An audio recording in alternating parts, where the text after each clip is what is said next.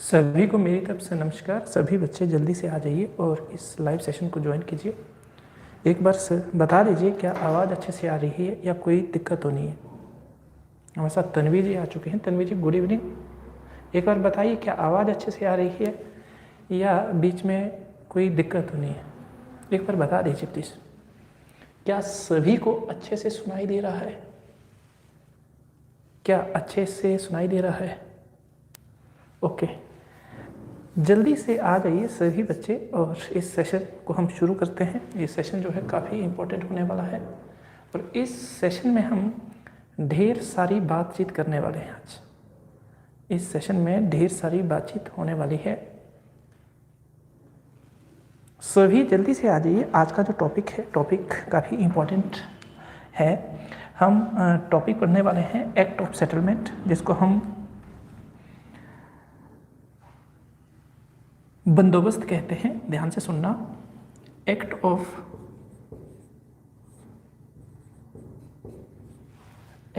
Settlement, act of settlement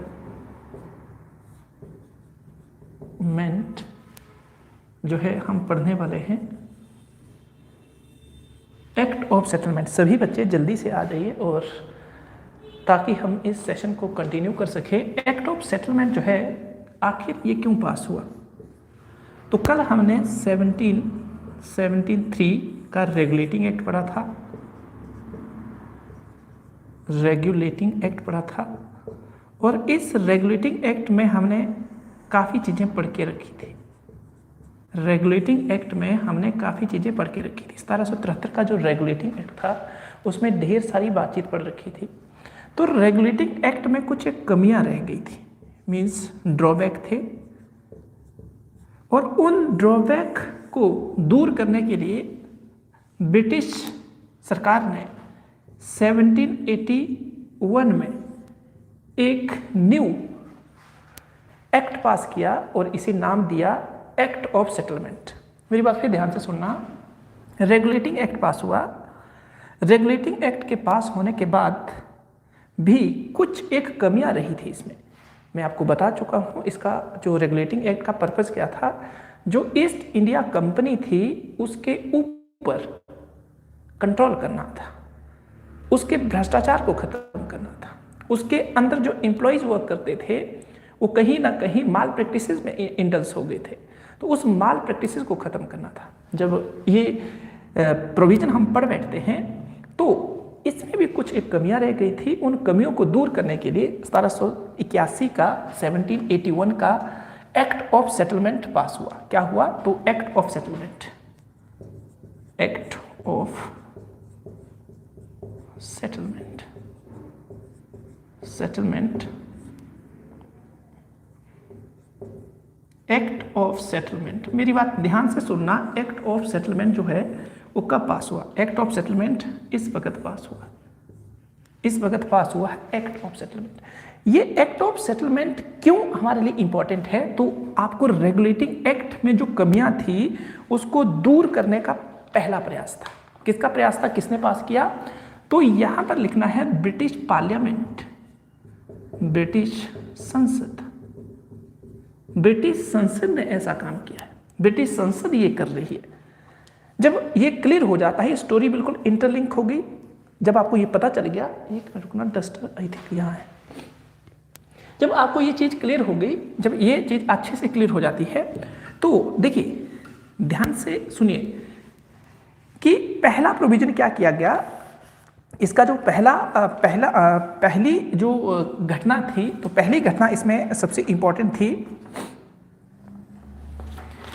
मैंने आपको 1773 के एक्ट में एक बात बताई थी, गवर्नर जनरल, गवर्नर जनरल, और ये भी बताया था कि गवर्नर जनरल जो थे, ये गवर्नर जनरल जो थे ये बंगाल के फर्स्ट गवर्नर जनरल 1773 के एक्ट के तहत बनाएंगे। पर ये जो गवर्नर जनरल हुआ करते थे, अगर ये भी कुछ गलत करते थे, अगर ये भी कुछ गलत काम करते थे तो इनका जो मामला जाता था वो कोलकाता जो उस वक्त सुप्रीम कोर्ट हुआ करता था, उसमें ये मामला जाता था। पर जो ये एक्ट ऑफ सेटलमेंट जो 1781 का है, इसके तहत गवर्नर जनरल का जो मामला था, कोई भी मामला हो सकता था, कोई भी मैटर हो सकता था माल प्रैक्टिसेस का, वो अब सुप्रीम कोर्ट में नहीं जाएगा, सुप्रीम कोर्ट में नहीं जाएगा। मेरी बात ध्यान से सुनना।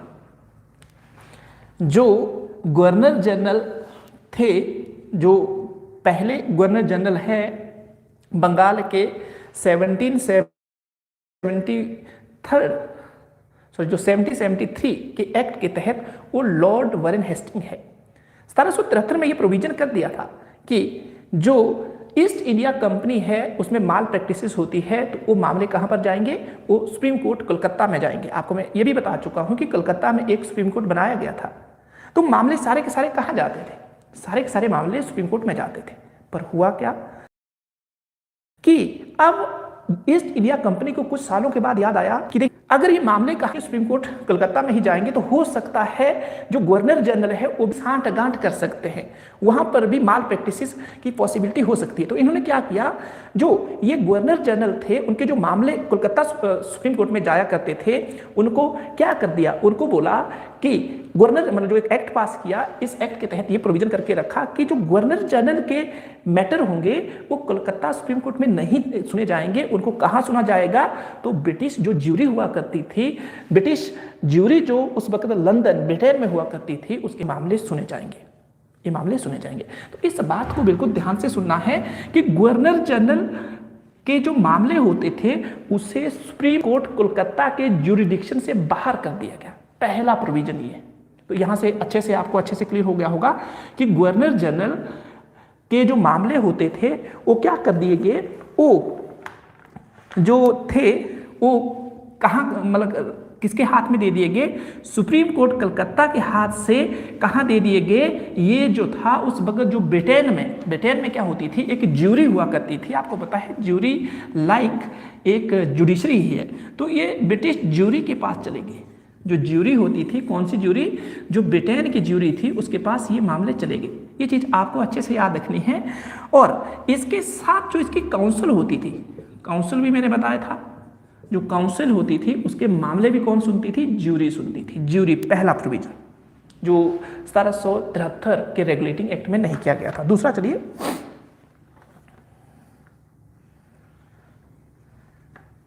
नेक्स्ट जो है, अगर हम बातचीत करें, ध्यान से सुनना, बातचीत की जाए, तो मैंने एक बात बताई थी कि जो 1773 का एक्ट था उसमें जो बम्बई, मद्रास और बंगाल के जो प्रोविंस गवर्नर हुआ करते थे, बॉम्बे, मद्रास और साथ में जो बंगाल के प्रोविंस गवर्नर हुआ करते थे, उसे किसके अधीन लाया गया था, जो बंगाल का गवर्नर जनरल होता था उसके अधीन लाए गए थे।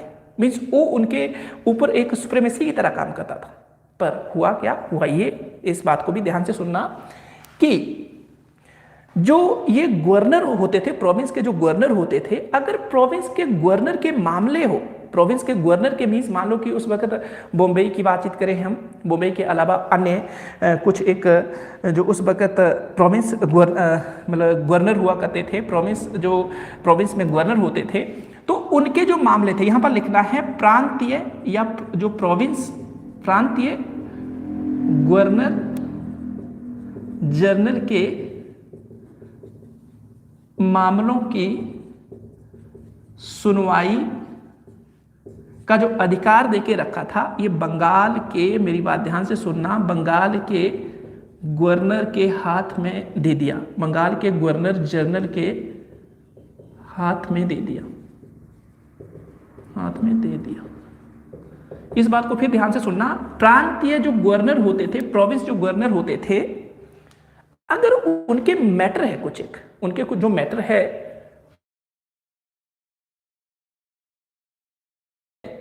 कौन करेगा, उनके मामलों की जो एज आ जुडिशरी जो काम करेगा वो कौन करेगा, तो जो गवर्नर जनरल होता था बंगाल का, उसके हाथ में ये दे दिया था, उसके हाथ में। मैं भी चला सा सर, आप अंकित भाई अपने मम्मी के फोन में चला रहे हैं क्लास, यार इसको क्या पड़ी। चलो सभी को मेरी तरफ से नमस्कार। सर रिपीट करना थोड़ा सा लेट हो गया, और रिपीट अब ओवरव्यू दूंगा।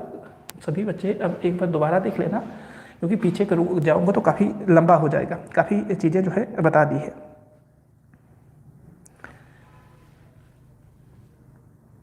काफ़ी चीज़ें मैंने बता दी है, तो एक बार प्लीज़ दोबारा देख लीजिएगा ताकि फिर आपको पता चल जाएगा। प्रांतीय गवर्नर जनरल के मामले बाद में सुन लेना जितना भी बचा हुआ है। जो प्रोविंस गवर्नर होते थे, जैसे मैं बातचीत करूं, बम्बई की बातचीत करूं, मद्रास की बातचीत करूं, तो उनके मामले किसके हाथ में दे दिए गए थे, उनकी सुनवाई कौन करता रहा? तो एक जो बंगाल का गवर्नर जनरल, बोलने का मतलब वारेन हेस्टिंग जो होते थे, लॉर्ड वारेन हेस्टिंग को देखते थे। एक ये बात आपको अच्छे से याद रखनी। सभी को गुड इवनिंग मेरी तरफ से। तो नेक्स्ट जो देखिए, नेक्स्ट क्या प्रोविजन किया गया, नेक्स्ट जो प्रोविजन किया गया, राजस्व। राजस्व मीन्स रेवेन्यू। राजस्व, एक बात अच्छे से याद रखना, राजस्व और कर वसूली, कर वसूली के मामले मीन्स जो मामले होते थे, मैटर होते थे, मामले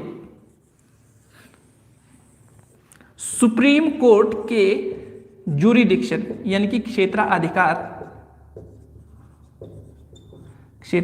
से बाहर की। मेरी बात फिर ध्यान से सुनना। देखो यहां पर क्यों किया जा रहा है ऐसा, थोड़ा सा सोचने की कोशिश कीजिए कि 1773 के रेगुलेटिंग एक्ट के तहत सुप्रीम कोर्ट को काफी ज्यादा अधिकार देके रखे थे।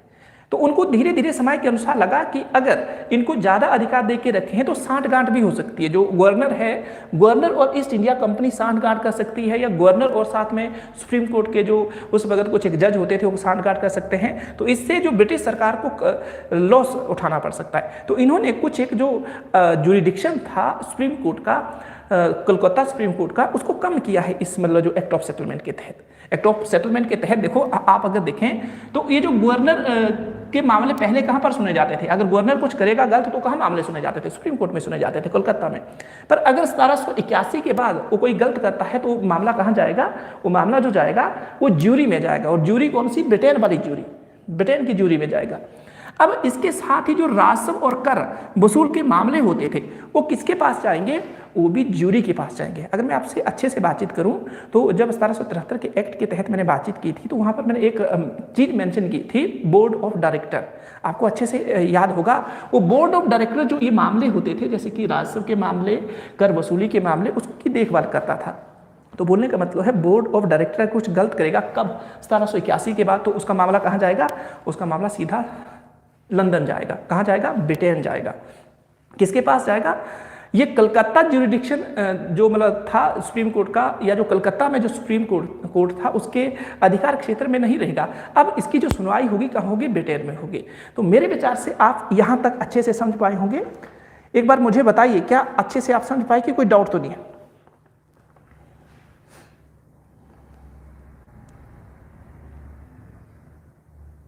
एक बार बताइए सभी बच्चे,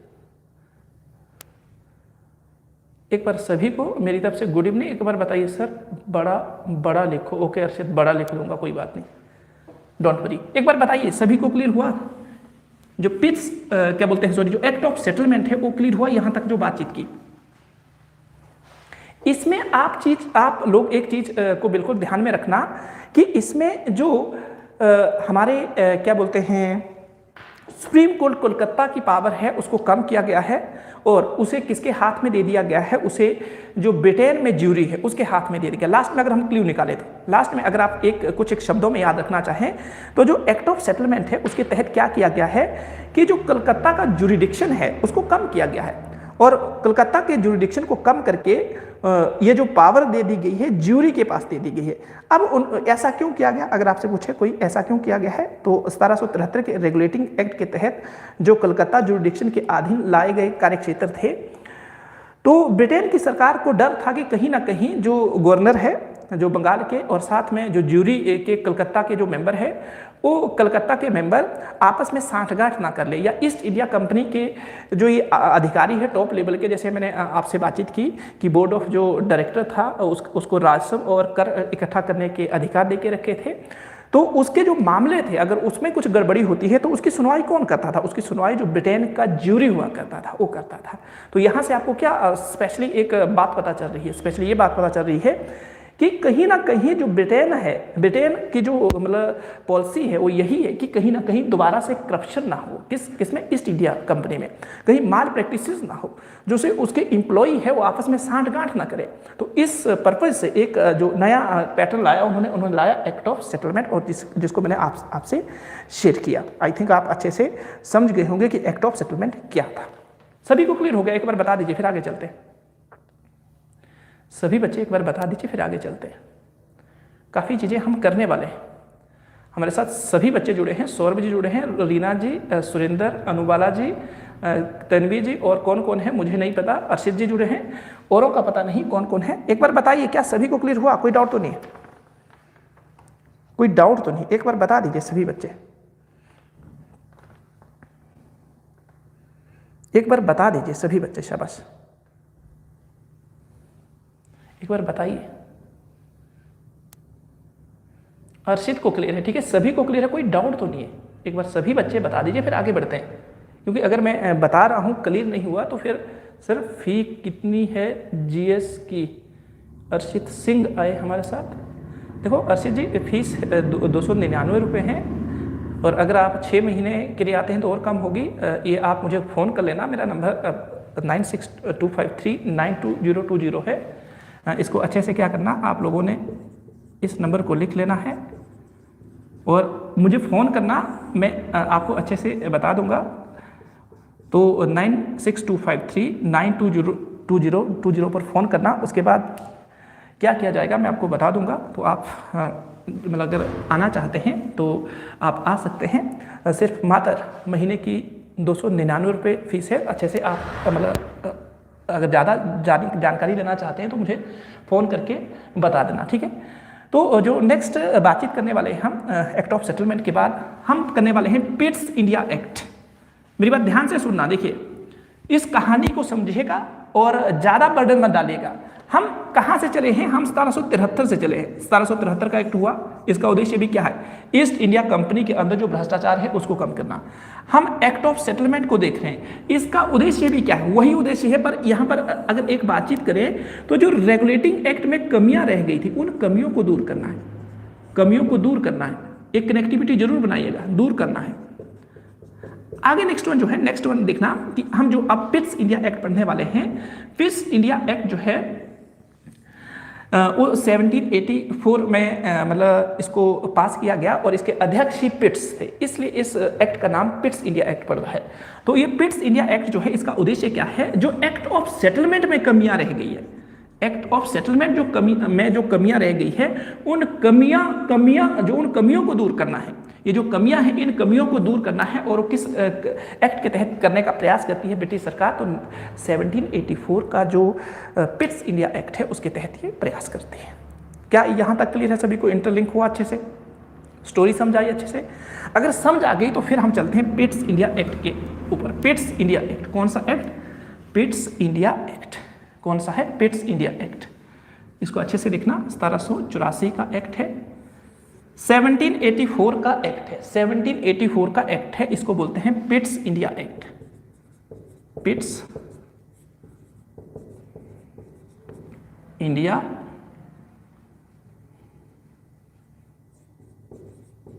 एक्ट। पिट्स इंडिया एक्ट क्या है? Pitt's India act. और कब पास हुआ? 1784। 1784। मेरी बात ध्यान से सुनना, काफी इंपॉर्टेंट चीज है कि इसे क्यों पास किया गया। इसे इसलिए पास किया गया कि जो एक्ट ऑफ सेटलमेंट में जो कमियां रही थी, उन कमियों को कम करना था। उन कमियों को क्या किया गया था? इस एक्ट के तहत कम किया गया था। पिट्स इंडिया एक्ट जो था, इस एक्ट के तहत क्या किया गया था? इसको कम किया गया था। चलिए, काफी इंपॉर्टेंट चीज करने वाले हैं आप, मतलब काफी अच्छे तरीके से इसको समझेंगे। पहला प्रयास, पहला जो पॉइंट था, ध्यान से सुनना, इंपॉर्टेंट है। पहला point, board of control, board of control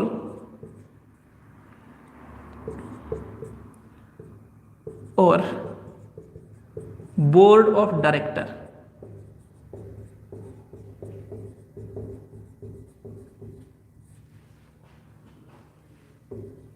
की स्थापना। देखो, एक अथॉरिटी तो हमारे पास पहले थी कि जो ये बोर्ड ऑफ डायरेक्टर है, ये तो मैंने आपको पहले भी बताया है, 1773 के एक्ट में भी ये मैंने बातचीत की। पर अब क्या हुआ, एक नई जो संस्था आई, board of control. Board of control जो है ये एक नई संस्था है, ये बोर्ड ऑफ कंट्रोल, ये एक नई संस्था आई है, एक नया इंस्टीट्यूशन आया, एक नई अथॉरिटी या नई बॉडी बनाई। बट मेरी बात ध्यान से सुनना, 1781 में जो कमियां रही थी उसको 1784 के एक्ट के तहत इसको पूरा किया गया। और ये आपके सामने मैंने सारी की सारी बातें लिखी है। अब जब आप इस बोर्ड ऑफ कंट्रोल या बोर्ड ऑफ डायरेक्टर की बातचीत करेंगे तो ध्यान से सुनना, जो बोर्ड ऑफ डायरेक्टर है और जो बोर्ड ऑफ डायरेक्टर है और बोर्ड ऑफ कंट्रोल है, बोर्ड ऑफ डायरेक्टर का काम क्या है? बोर्ड ऑफ डायरेक्टर की जब बातचीत आएगी तो आपको देखना है, मेरी बात ध्यान से सुनना, बोर्ड ऑफ डायरेक्टर जो है कंपनी के काम देखेगा, कंपनी के काम देखेगा, कंपनी के काम को देखेगा, कंपनी के काम को देखेगा। और अगर बोर्ड ऑफ कंट्रोल की बातचीत करें तो ये जो है राजनैतिक प्लस अगर मैं यहां लिखूं प्रशासनिक, तो कोई भी गलती नहीं होगी, पॉलिटिक से कल से रिलेटेड और साथ में प्रशासनिक जो मामले होंगे, जो एडमिनिस्ट्रेटिव टाइप जो मैटर होंगे, वो कौन देखेगा? वो बोर्ड ऑफ कंट्रोल देखेगा। अब अच्छे से देखना, कहानी फिर बदल गई है। अगर मैं 1765 की इलाहाबाद की ट्रीटी की बातचीत करूं तो 1765 से लेकर, मैंने कल बताया था कि 1772 मींस 1765 से लेकर अगर बातचीत की जाए तो मैंने ये एरा आपको बताया था, कल भी मेंशन किया था कि ये और ये एरा जो था, इस एरा को क्या कहते हैं? इस एरा को डयार्ची कहते हैं, इस एरा को द्वैध शासन प्रणाली कहते हैं। अब ये जो दोबारी बातचीत आ रही है, बोर्ड ऑफ कंट्रोल और बोर्ड ऑफ डायरेक्टर की जो बातचीत आ रही है, तो ये भी किस तरह का सिस्टम देखने को मिल रहा है? क्या आपको ये डयार्ची देखने को मिल रही है? क्या यहाँ पर द्वैध शासन प्रणाली हम कह सकते हैं इसको? हाँ, कह सकते हैं द्वैध शासन प्रणाली। हमारे भारत में दोबारा से डयार्ची सिस्टम आ गया कि प्रशासनिक काम कोई और देख रहा है और जो पॉलिटिकल मैटर है कोई और जो प्रशासनिक और पॉलिटिकल मैटर कोई और देख रहा है, और इसके अलावा जो कंपनी के काम है कोई और देख रहा है। तो ये दोबारा से हमारे देश के अंदर ड्यूल सिस्टम आ गया, क्योंकि 1772 में इस ड्यूल सिस्टम को खत्म कर दिया गया था। पर खत्म करने के बाद दोबारा से जो पिट्स इंडिया एक्ट है, इसके तहत ये व्यवस्था कर दी गई कि अब हमारे देश के अंदर क्या होगा कि जो इस तरह की एक सिस्टम होगा और उसमें एक बोर्ड ऑफ कंट्रोल होंगे, एक बोर्ड ऑफ डायरेक्टर होंगे। बोर्ड ऑफ कंट्रोल जो पॉलिटिकल मैटर और साथ में प्रशासनिक मैटर है उसको देखेंगे, इसके साथ साथ ही जो बोर्ड ऑफ डायरेक्टर है वो कंपनी के काम देखेंगे। आगे पॉइंट देखना है, पॉइंट यहाँ इसके नीचे एक लाइन लगानी है, एरो लगाना है, इससे जुड़ी हुई बातचीत है। इसको जो बोर्ड ऑफ कंट्रोल है, इसको कौन कौन से मामले आते हैं जो प्रशासन में आते हैं जी? प्रशासनिक मामले कौन कौन से देखना। नंबर 1 में लिखूं राजस्व। राजस्व जो रेवेन्यू इकट्ठा करता था वो कौन करता था? बोर्ड ऑफ डायरेक्टर करता था, रेवेन्यू। उसके बाद अगर मैं सिटीजन से संबंधित मामले बोलूं, नागरिक जो मैटर होते थे, सिटीजन जो मैटर होते थे, वो कौन दिखता था? वो जो दिखता था वो कौन दिखता था? वो यही बोर्ड ऑफ कंट्रोल हुआ करता था। इसके अलावा मैं यहाँ पर सैनिक मैटर की बातचीत करूं, मीन्स जो मिलिट्री मैटर थे, सैनिक मामले जो होते थे, उसको कौन देखता था?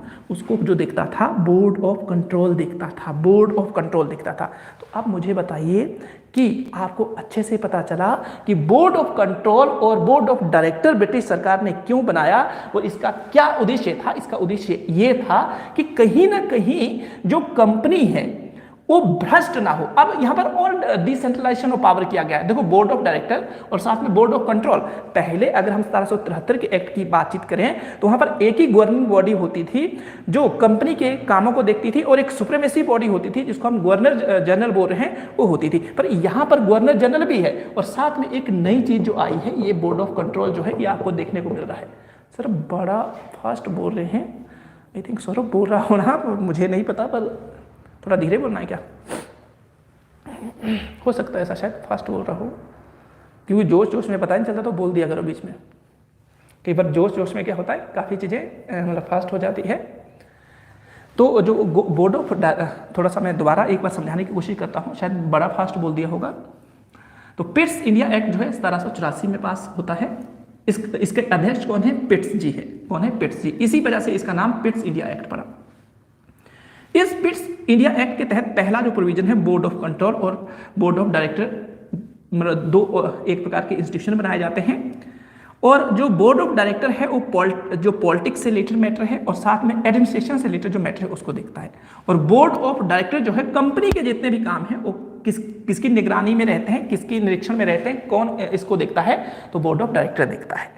अगर अब हम इसका कंपैरिजन करें तो कंपैरिजन हम 1765 और 1772 के बीच का जो एरा है उससे कर सकते हैं, क्योंकि ट्रीटी ऑफ इलाहाबाद जो हुई उसके बाद हमारे भारत में ड्यूल सिस्टम या जिसको हम डयार्ची या जिसको हम द्वैत शासन प्रणाली कहते वो आ गया था। आया था कि नहीं आया था? बिल्कुल आया था। पर जो 1772 का एरा था उसके बाद जो एक्ट आया 1773 उसके तहत ये जो ड्यूल सिस्टम था इसको खत्म कर दिया गया था। तो ये हमने अच्छे से सीखा था, दीवानी और फौजदारी में पढ़ा चुका हूं, दोबारा पीछे नहीं जाऊंगा। फिर जो बोर्ड ऑफ कंट्रोल था, तो देखो राजनीतिक मैटर तो छोड़ो, राजनीतिक से रिलेटेड थे, पर प्रशासन में क्या क्या देख रहा था, एडमिनिस्ट्रेशन में क्या देख रहा था? रेवेन्यू कौन इकट्ठा करता था? Board of control. नागरिक के फंडामेंटल राइट या जो पब्लिक या जो सिटीजन है उनसे रिलेटेड कोई मैटर आएगा, कौन देखता था? Board of director. सैनिक मैटर जो होते थे, मिलिट्री जो मैटर होते थे, सेना से संबंधित कुछ एक मामले जो होते थे वो कौन देखता था? वो भी यही देखता था। कौन देखता था? वो भी यही देखता था। मुझे बताइए सभी को क्लियर हुआ? कोई डाउट तो नहीं रहा? सभी को क्लियर हुआ? कोई डाउट तो नहीं रहा? एक बार अच्छे से बता दीजिए, दूध का दूध और पानी का पानी होना चाहिए। एक बार लाइक सभी कर दीजिए जितने भी बच्चे हैं। क्या सभी को क्लियर हुआ?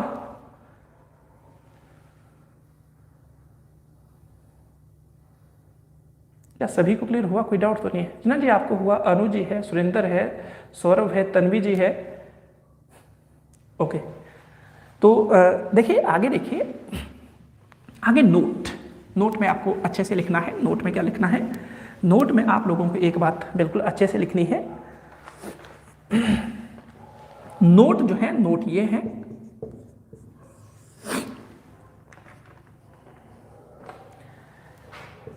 कंपनी के अधीन में जो कंपनी ने ऑक्युपाई करके रखा था, कंपनी के अधीन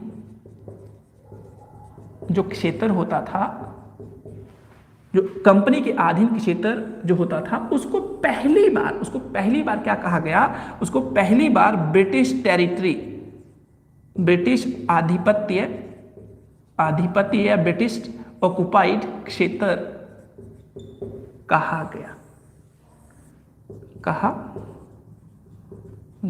इस बात को नोट करना है।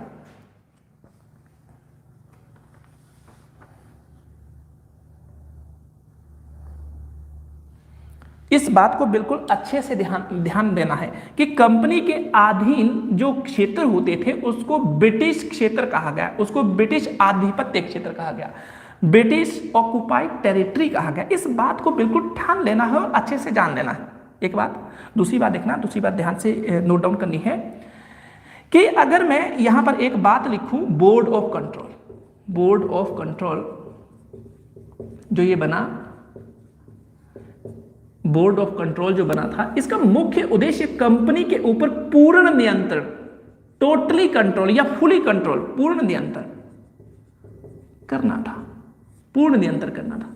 तो अगर आपसे पूछा जाए कि ईस्ट इंडिया कंपनी ने कब से कब तक, ईस्ट इंडिया कंपनी ने कब से कब तक या किस वक्त पूरी तरह अपने आप को बोर्ड ऑफ कंट्रोल के अधीन कर दिया, या बोर्ड ऑफ कंट्रोल या ब्रिटिश सरकार ने किस वर्ष पूरी तरह कंपनी को अपने अधीन कर लिया, अपने कंट्रोल के अंडर कर लिया, तो ये जो एक्ट था, एक्ट पिट्स इंडिया एक्ट जो है, उसके तहत आप ये बातचीत कहेंगे। अब मुझे बताइए यहां तक क्लियर है सभी को? कोई डाउट तो नहीं है? कोई मतलब ऐसा तो नहीं कि दुविधा वाला काम रहा है?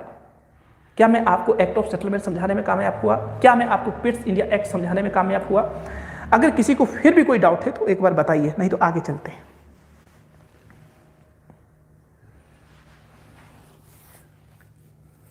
सौरभ को हमारे साथ जो सुरेंद्र बोल रहे हैं, सुरेंद्र को भी अच्छे से क्लियर हो गया, और हमारे साथ शिल्पा जी भी जुड़े हैं। शिल्पा जी गुड इवनिंग। क्या आपको क्लियर हुआ कि डाउट तो नहीं है?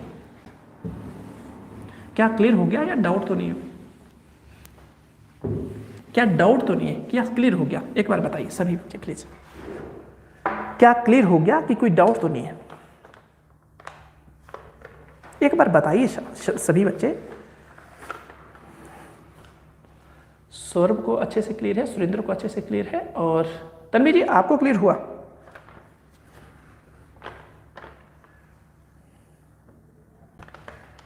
जल्दी बताइए, शाबाश। क्या सुरेंद्र आपको क्लियर हुआ? शिल्पा जी आपको क्लियर हुआ?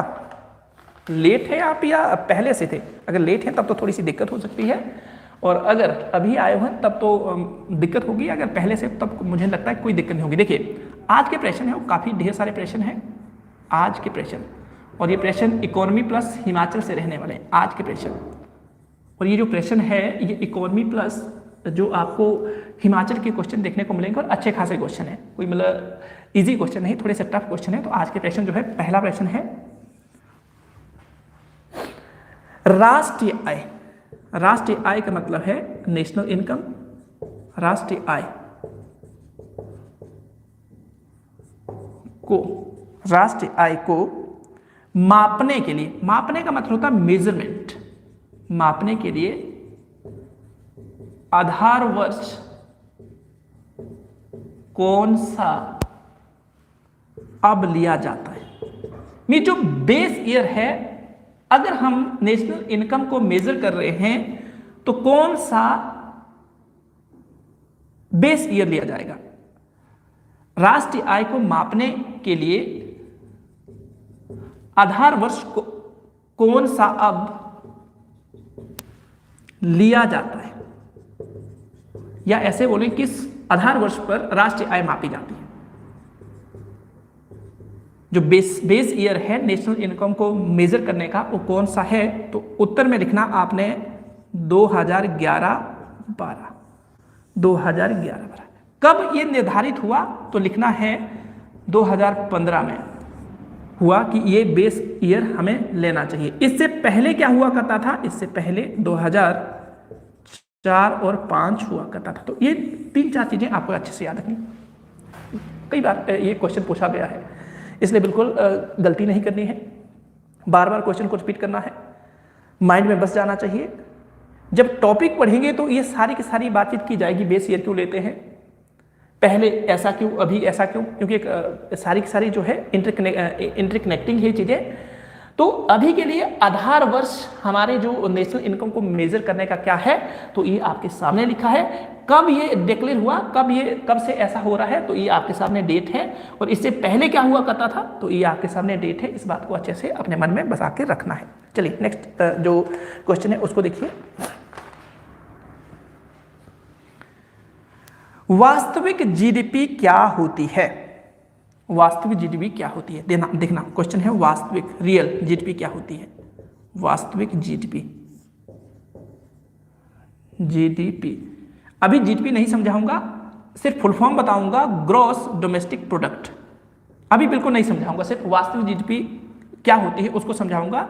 और जीडीपी को अभी डिटेल में नहीं समझाऊंगा, क्योंकि काफ़ी मतलब एक अच्छा ये कंसेप्चुअल टॉपिक है। जब हम जीडीपी पढ़ेंगे तो वहाँ पर पक्का करवाऊंगा। वास्तविक जीडीपी क्या होती है, अभी के लिए आपको क्या याद रखना है, ध्यान से देखना। जो जीडीपी इस आधार वर्ष पर मापी जाती है, इसका मतलब हुआ बेस ईयर पर आधार वर्ष बेस ईयर पर या बेस ईयर के अनुसार जिस जीडीपी को मेजर किया जाता है उसे हम क्या कहते हैं, वास्तविक जीडीपी कहते हैं। क्या कहते हैं, वास्तविक जीडीपी या रियल जीडीपी कहा जाता है। मेरी बात फिर ध्यान से सुनना। कोई पूछे रियल जीडीपी क्या है, आप बोलेंगे या रियल जीडीपी वो जीडीपी है जो बेस ईयर पर मेजर की जाती है, और इसी को स्थिर जीडीपी भी कहते हैं। इसी को क्या कहते हैं, स्थिर जीडीपी भी कहा जाता है। इसको वास्तविक रियल जीडीपी को ही स्थिर जीडीपी भी कहा जाता है, स्टेबल जीडीपी भी कहा जाता है। ये भी चीज आपको अच्छे से याद रखनी है, हमारे पेपर के लिए ये इंपॉर्टेंट है। चलिए नेक्स्ट क्वेश्चन जो है, इसको रब करने दो मुझे। नेक्स्ट क्वेश्चन जो है उसको देखिए। वर्तमान में मीन्स रिसेंटली, वर्तमान में जीडीपी का मापन किस मूल्य पर किया जाता है, मीन्स किस मूल्य पर किया जाता है। मेरी बात ध्यान से सुनना, यहाँ पर इसका मतलब क्या है कि क्या जो हमारी जीडीपी का मेजरमेंट किया जाता है वो मार्केट प्राइस पर किया जाता है या फिर फैक्टर कॉस्ट पर किया जाता है। तो हम यहां से दो चीजें सीखने वाले हैं, ध्यान से देखना। हमारे देश के अंदर वर्तमान में जो जीडीपी को मेजर किया जाता है तो उसके लिए एमपी का मतलब है मार्केट प्राइस, और मार्केट प्राइस में और जो फैक्टर कॉस्ट जिसको हम बोलते हैं साधन लागत एफसी, फैक्टर कॉस्ट में फर्क क्या है। इसमें ये देखना, फैक्टर कॉस्ट में जो इनडायरेक्ट टैक्स होता है वो इंक्लूड नहीं होता है, मींस माइनस होता है। मेरी बात ध्यान से सुनना, इंक्लूड नहीं तो इसका मतलब माइनस होता है। और इसमें क्या होता है, इसमें प्लस होता है। इनडायरेक्ट टैक्स मार्केट प्राइस में प्लस होता है, फैक्टर कॉस्ट में माइनस होता है। मेरी बात ध्यान से सुनना, मार्केट प्राइस में इनडायरेक्ट टैक्स इंक्लूड होता है, फैक्टर कॉस्ट में इंक्लूड नहीं होता है। हमारे देश के अंदर जीडीपी का जो मापन किया जाता है वो मार्केट प्राइस पर किया जाता है। किस पर किया जाता है, मार्केट प्राइस पर किया जाता है। इस बात को अच्छे से ध्यान में रखना है। हमारे देश के अंदर जीडीपी का मापन कैसे किया जाता है, तो ये जो मार्केट प्राइस है उस पर किया जाता है। मार्केट प्राइस क्या होती है, इतना अभी के लिए ध्यान रखना है, इसमें इनडायरेक्ट टैक्स इंक्लूड होता है, इसमें इनडायरेक्ट टैक्स इंक्लूड होता है। जब डिटेल में करेंगे तो पानी का पानी दूध का दूध करूंगा। अभी के लिए इतना क्वेश्चन याद रखना, क्वेश्चन है सिर्फ अभी के लिए क्या है, क्वेश्चन है, इसको अच्छे से याद रखना है। आगे चलिए, नेक्स्ट क्वेश्चन जो है हिमाचल का क्वेश्चन है, और हिमाचल का क्वेश्चन काफी इंपॉर्टेंट है। क्वेश्चन है रिवाल्सर, मेरी बात ध्यान से सुनना, रिवाल्सर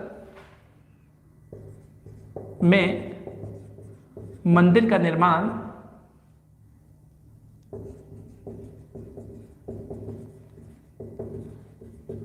कब हुआ है। आपको पता है रिवाल्सर एक झील है और इस झील का संबंध 3 धर्मों से जोड़ा जाता है। इसको लिख लेना, बौद्ध भी है यहाँ पर, हिंदू धर्म के लोग भी जाते हैं, और साथ में सिख धर्म के लोग भी यहाँ जाते हैं। तो 3 धर्मों को समर्पित ये स्थल है। यहाँ पर जो मंदिर बनाया गया था 8वीं शताब्दी, और पद्म संभव का संबंध आप यहाँ इस झील से जोड़ सकते हैं। पद्म संभव का संबंध आप इस झील से जोड़ सकते हैं। पद्म संभव एक ग्रेट फिलोसफर हुए, स्कॉलर हुए, और वो बौद्ध धर्म के प्रचारक भी हुए, तो उनका संबंध इस झील से जोड़ा जाता है। ये अच्छे से याद रखना। और ये जो मंदिर बना हुआ रिवाल्सर में, जो मंदिर बना हुआ, उस मंदिर को पेगोडा स्टाइल में बनाया है। ये स्टाइल में पेगोडा स्टाइल, पेगोडा शैली है, पेगोडा स्टाइल। आपको पता है छतरी नुमा, या जो आपने हिडिंबा देवी का मंदिर देखा हुआ, उस टाइप के तरह की स्टाइल, उस टाइप की जो स्टाइल है, उस टाइप की जो शैली है, उस टाइप का जो मॉडल है वो इस मंदिर में देखने को मिलता है। ये चीज आपको अच्छे से याद रखनी है। चलिए नेक्स्ट क्वेश्चन की तरफ चलिए, जो क्वेश्चन नंबर 5 है। क्वेश्चन नंबर 5, और क्वेश्चन नंबर 5 इंपॉर्टेंट है। कैसे, ध्यान से देखना। क्वेश्चन नंबर 5, औरंगजेब सबसे क्रूर राजा रहा है। अगर हम मुगल डायनेस्टी में देखें तो क्रूर राजा रहा है। इसको जिंदा पीर भी कहते हैं। क्या कहते हैं, जिंदा पीर। और ये सुन्नी मुस्लिम है। कौन सा मुस्लिम है, सुन्नी, और साथ में कट्टर है, सुन्नी कट्टर है। ये क्या है, कट्टर का मतलब होता है, बाइगॉट का मतलब होता है अपने धर्म के प्रति ज्यादा मतलब विश्वास करना और दूसरे धर्म के प्रति हेटेड की भावना रखना। तो इसको बोलते हैं कट्टर, बाइगॉट। इसको क्या बोलते हैं, बाइकॉट, इंग्लिश वाला जो वर्ड है। औरंगजेब जिंदा पीर है। तो क्वेश्चन है, औरंगजेब ने मंडी के, औरंगजेब ने या जिंदा पीर ने मंडी के किस राजा को फरमान भेजा। फरमान का मतलब ऑर्डर दिया, फरमान का मतलब ऑर्डर दिया, फरमान भेजा कि गुरु गोविंद सिंह को मंडी से बाहर निकाल दो, उन्हें कभी शरण मत देना।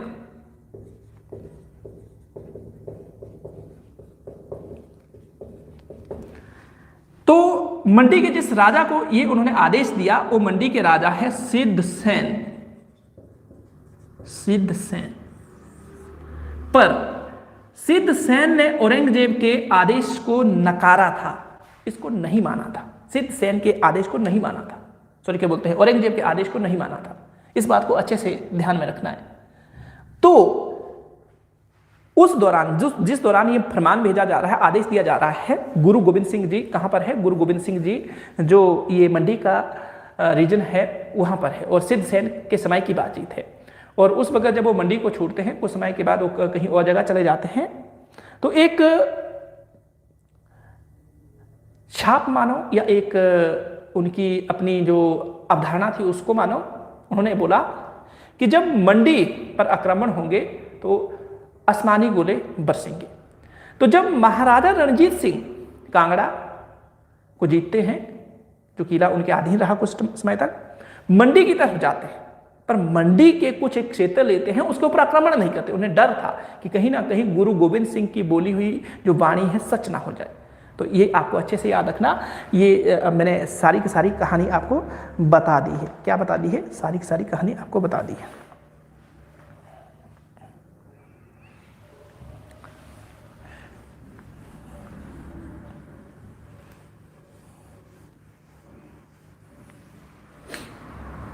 कुछ एक मंडी के मंदिर है, थोड़ा ध्यान से सुनना है।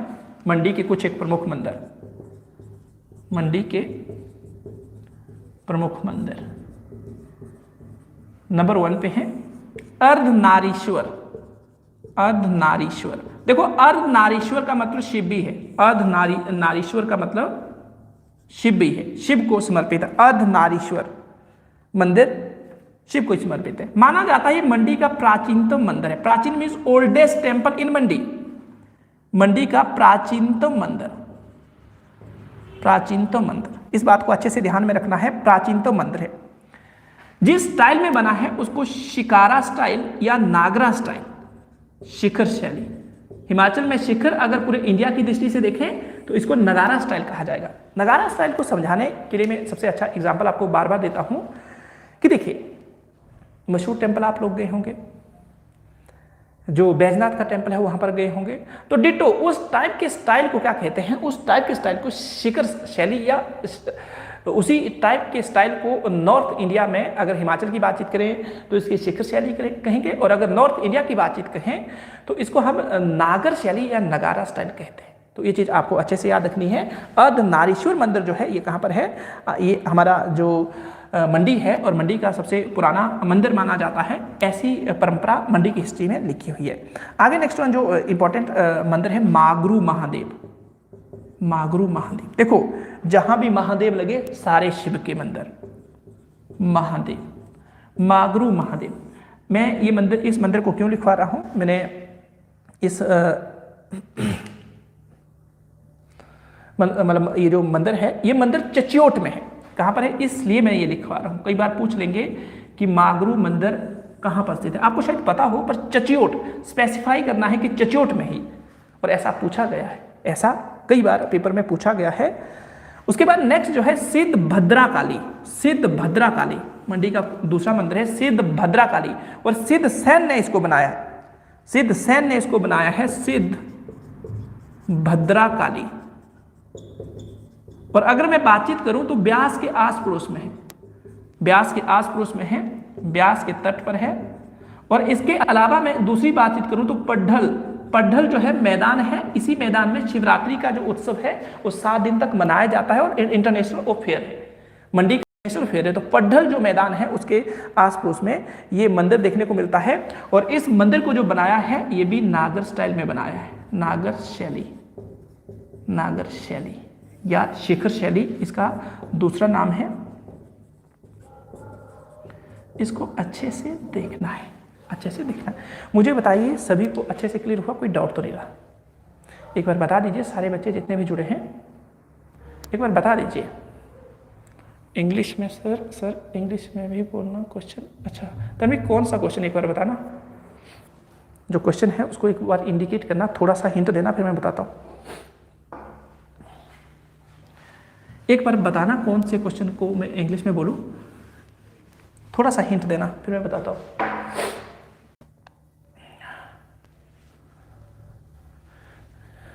एक बार बताना था किसका मतलब इंग्लिश में आपको चाहिए, फिर मैं आपको बताता हूं उसका इंग्लिश में मतलब बताता हूं आपको। एक बार बताना, शाबाश। रीना को पता चल गया है, ठीक है। तन्वी बताइए एक बार ना, किस क्वेश्चन, थोड़ा सा हिंट देना, थोड़ा सा लिखना, मैं समझ जाऊंगा किस क्वेश्चन की बातचीत कर रहे हैं आप।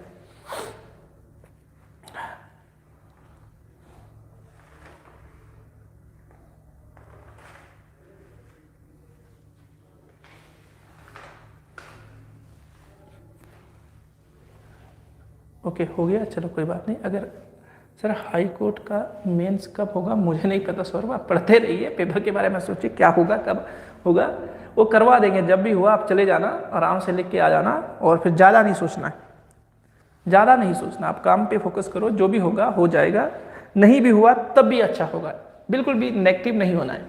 देखिए हाई कोर्ट का मेन कब होना है मुझे भी पता नहीं है, और आप अच्छे से पढ़ते रहिए, जब भी सर क्लियर हो गया। ओके तन्वी, आपने भी जाना, मैंने भी जाना है, सोचा तो ऐसा है, पर पता नहीं कब होगा, उस वक्त कहीं ऐसा ना हो घर में हो कहीं, तो बड़ा मुश्किल हो जाएगा।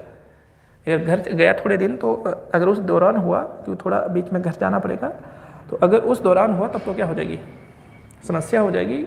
पर अगर उससे पहले कहीं हो गया तो फिर कर लेंगे।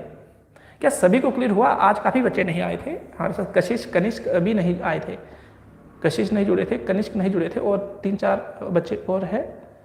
मैं भी चला जाऊंगा मतलब उस पेपर को देने के लिए। क्या सभी को क्लियर है? कोई डाउट तो नहीं किसी को? कोई डाउट है तो बता दीजिए। किसी को डाउट है, कोई सजेशन है किसी का, तो आप दे सकते हैं। कोई भी सजेशन सुझाव जो भी आपका है आप दे सकते हैं। कोई डाउट रहा है तो पूछ सकते हैं। No doubt. हमारे साथ अंकित कौंडल जी भी थे। ओके अंकित जी, और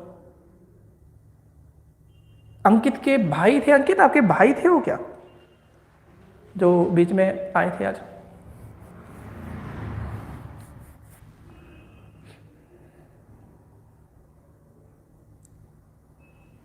ओके चलिए, तो अभिषेक नहीं आज आए थे ऐसा मुझे लग रहा है। अभिषेक आए थे कि अंजू कुमारी जी भी हमारे साथ जुड़े हैं आज। अंजू कुमारी भी जुड़े हुए हैं, मैंने इनका मैसेज अभी देखा है। तो सर रिपीट करना थोड़ा सा, ये तो ठीक है। अंजू जी थे, रीना जी थे, अर्शित थे, और अर्शित सिंह भी थे, और साथ में हमारे जो